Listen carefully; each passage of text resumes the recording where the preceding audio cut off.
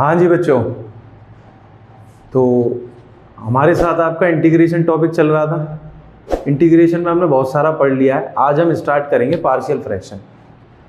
ठीक, आज हम स्टार्ट करेंगे पार्शियल फ्रैक्शन।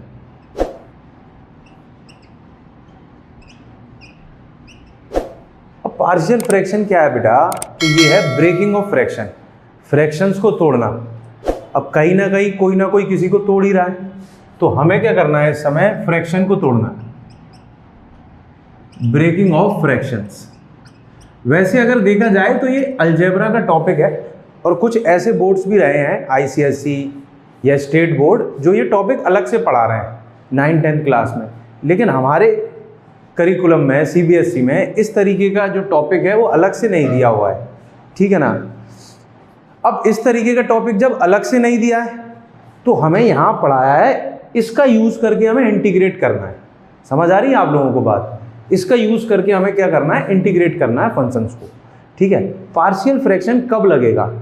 जैसे आप समझिए कोई ना कोई चीज कब लगती है, समझ रहे हैं ना आप?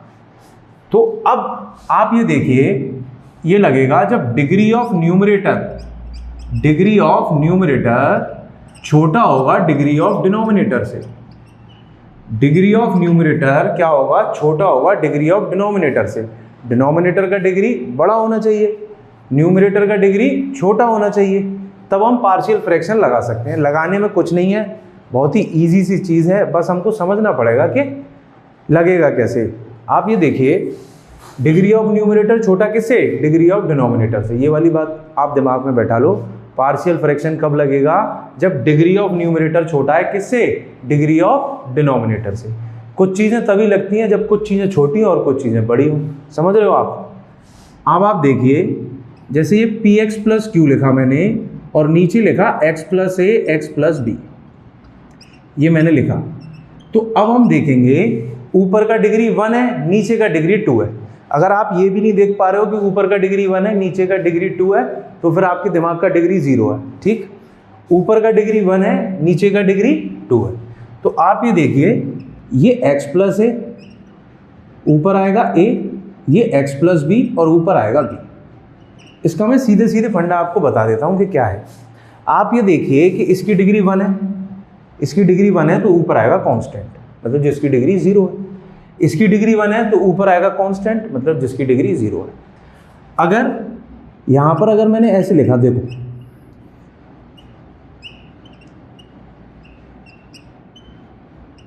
अभी भी आप देख सकते हो कि आप अभी भी देख पा रहे हो कि इसकी नीचे वाले की जो डिग्री है वो इसकी 2 है और इसकी 1 है, तो 2 1 जा 3 हो गई। और ऊपर वाले की डिग्री 1 है, भाई इसकी डिग्री 1 है, इसकी डिग्री 3 है। तो हम क्या करेंगे यहाँ पर X square plus B X plus C और ये एक्स प्लस डी। ठीक है, तो X square plus B X plus C है, तो यहाँ पर आएगा लीनियर। लीनियर मतलब ए एक्स प्लस बी, और एक्स प्लस डी है तो कांस्टेंट आएगा सी।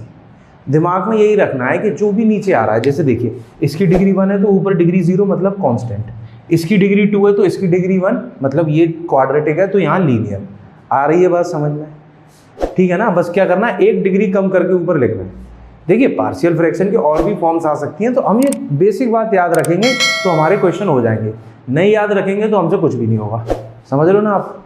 वैसे भी ऐसी बहुत सी चीज़ें होंगी उनमें आपसे कुछ हो नहीं रहा होगा। तो आप ये देखो, इसकी डिग्री 1 है तो इसकी डिग्री 0, इसकी डिग्री 1 0, यहाँ क्वाड्रेटिक थी तो ऊपर लीनियर। ठीक है, अब आप देखो px प्लस क्यू और नीचे मैंने लिख दिया x प्लस ए का होल स्क्वायर। क्या लिख दिया भाई? x प्लस ए का होल स्क्वायर लिख दिया। px plus Q upon x plus A का होल। अब इसमें अलग तरीका है। ठीक है, देखिए सारी चीज़ें एक तरीके से नहीं होती। समझ रहे हैं आप?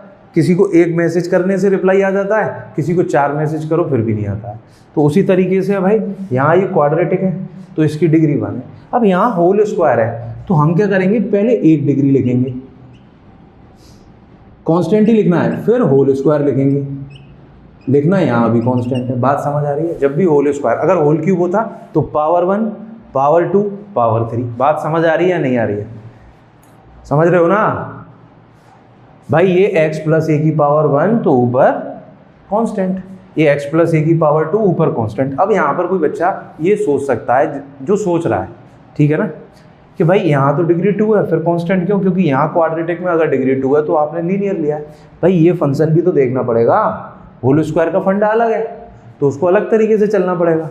अगर होल क्यूब होता तो फिर क्या होता, a upon X plus A की power 1 b upon X plus A का whole square plus c upon X plus A का होल क्यूब। ये वाली बातें आपको समझ आ रही हैं? तो इससे हम क्या करेंगे, जो भी हमारे फंक्शंस होंगे उसको ब्रेक करेंगे, और ब्रेक करने के बाद क्या होगा, इंटीग्रेशन ईजी हो जाएगा। बहुत सारी चीज़ें ऐसी होती हैं जो ब्रेक करने के बाद ईजी हो जाती है, समझ रहे हो आप? एक साथ उन्हें लेके चलते रहोगे कुछ भी नहीं होगा आपका, इसीलिए ब्रेक करो और अलग अलग इंटीग्रेट करके बात खत्म कर दो, ठीक? हाँ, तो अभी हम इसके ऊपर एक क्वेश्चन करेंगे। पहले हम ये समझ लेते हैं ब्रेकिंग काम कैसे करती है, ठीक है? जैसे मैंने बहुत छोटा सा क्वेश्चन लिया, x upon X plus 1 x plus 2,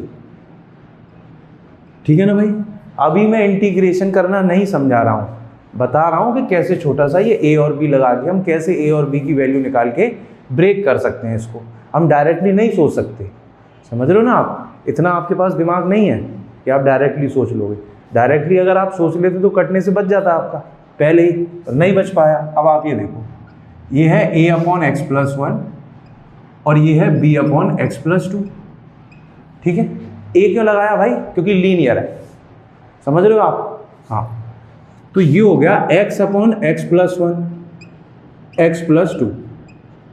अगर मैंने यहाँ पर एलसीएम ले लिया तो x प्लस 1 एक्स प्लस 2 आएगा।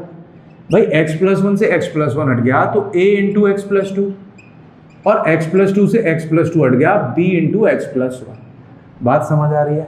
बात समझ आ रही है ना आपको?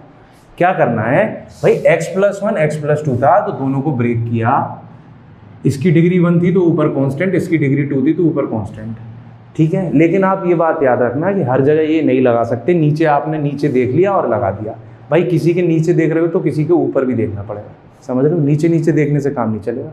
जब आप ऊपर देखोगे नीचे देखने के बाद तो यहाँ कितनी डिग्री है ऊपर?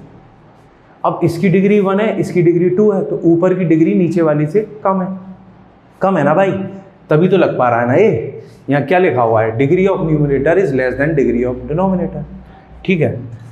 अब ये देखिए आप, इससे ये कैंसिल हो गया, समझ रहे हो? तुरंत कट गया। इसे सीधे सीधे कटना बोलते हैं, ठीक है? बट बहुत ही कम चांस होते हैं किसी का सीधे सीधे कटे, घुमा फिरा के कटता है भाई। अब आप देख लो, ये x हो गया ax plus 2a plus bx plus b, ये ऐसे कर लिया। अब इन दोनों में x कॉमन है तो x ले लिया, a प्लस b, और बचा क्या, 2a प्लस b बच गया। भाई x कॉमन ले लिया तो a plus b 2a plus b। अगर अब आप कंपेयर करोगे, भाई कंपेयर करने के बाद ही समझ में आता है कौन सा क्वेश्चन हमें करना है, कौन सा छोड़ना है, ठीक है? आप जिससे चाहो उससे रिलेट कर सकते हो इस बात को। देखिए इसका x का कोफिशिएंट 1 तो a प्लस b क्या हो गया 1, यहाँ कुछ नहीं है कांस्टेंट वगैरह, और ये यहाँ बदतमीज कांस्टेंट आ रहा है तो ये 0 के बराबर। बात समझ में आई? ऐसे समझो भाई कि ये x का कोफिशिएंट 1 है, ये x का कोफिशिएंट a प्लस b, बराबर कर दिया। यहाँ कांस्टेंट 2a प्लस बी है, यहाँ कांस्टेंट 0 है, तो 2a प्लस बी 0 हो गया। अगर हम इसे माइनस कर दें तो ये कट गया, बोलो b से b कट गया, ये माइनस a हो गया, 1 माइनस 0 1 हो गया, a का वैल्यू आ गया -1, a का वैल्यू कितना आ गया -1। अब a को आप यहाँ पुट कर दोगे तो -1 प्लस b बराबर 1, तो b का वैल्यू 2 आ जाएगा, 2 मतलब 2। a इज 1 b इज -2, तो इसकी जगह आप क्या लिख सकते हो, a कितना है -1 upon X plus 1 plus 2 upon X plus 2। समझ में आ रही बात? तो ब्रेक हो गया। अगर ये इंटीग्रेशन में होता फंक्शन तो इसका तो कर देते हम। कैसे कर देते? क्योंकि 1 अपॉन एक्स का log x होता है, 1 अपॉन एक्स का इंटीग्रेशन क्या होता है, log x। समझ आ रही है बात या नहीं आ रही है? नहीं आ रही है तो इस वीडियो को दोबारा देखना, धीरे धीरे करके देखना, स्लो कर लेना। कुछ चीज़ें आपको स्लो करके ही समझ आएंगी, ठीक है ना? स्लो कर लेना, फिर देखना, इसको लिखना, इन तीनों बातों को याद रखना। मुझे लगता है कि इन तीनों बातों से और किसी बात की पार्शियल में ज़रूरत नहीं है। हाँ, ऐसा केस बनेगा जिसमें क्या होता है बेटा, ऊपर वाले की डिग्री नीचे वाली से बड़ी होगी तो वहाँ हम डिवाइड करेंगे। डिवाइड करना हम 9th-10th क्लास में सीख चुके हैं तो कर लेंगे। नहीं आएगा तो मैं अलग से बता दूंगा, आराम से बता दूंगा आप लोगों को, पर आपको समझना पड़ेगा खुद से ही, ठीक है ना भाई? खुद से ही समझने आया है। अगर कोई भी आपसे कह रहा है ये काम छोड़ दे, वो काम छोड़ दे, तो वो आपको खुद में आ जाएगा, खुद से आ जाएगा कि ये छोड़ना है, ये पकड़ना है, तो आप छोड़ भी दोगे, पकड़ भी लोगे। समझ रहे हो ना आप? हाँ। तो अब मैं आपसे ये बात बोल रहा हूँ, और एक और बात, वो बात इम्पोर्टेंट है भाई, आप लो या नहीं लो, लेकिन मेरे हिसाब से इम्पोर्टेंट है। देखिए, जब भी आप वीडियो देखो और इसको पढ़ो तो कमेंट भी करा करो, समझ आ रहा है या नहीं आ रहा है। दूसरी बात, इसके अलावा जो हमारा चैनल है भारद्वाज करियर क्लासेस, इसको सब्सक्राइब करो, क्योंकि यहाँ पर मैथ, बायोलॉजी, केमिस्ट्री, इन सब की वीडियोस आ रही हैं लगातार पढ़िए, उनको देखिए, एक्स्ट्रा बूस्टअप करिए अपनी पढ़ाई को, ठीक है। और सब्सक्राइब करना ही, आपको लाइक करना ही। अब हम आपको सेकंड वीडियो में मिलेंगे, वहाँ पर हम इंटीग्रेशन करके दिखाएंगे आपको। अब क्वेश्चंस पर आएंगे, समझ रहे हैं। अभी तक हमने ये वाली बात आपको समझा दी, फिर क्वेश्चंस पर आएंगे और उसके बाद हम समझाएंगे कि डिग्री ऑफ न्यूमरेटर अगर डिनोमिनेटर से बड़ी हो जाए तब क्या करना है। समझ रहे हैं ना आप? ठीक है, मिलते हैं नेक्स्ट वीडियो में।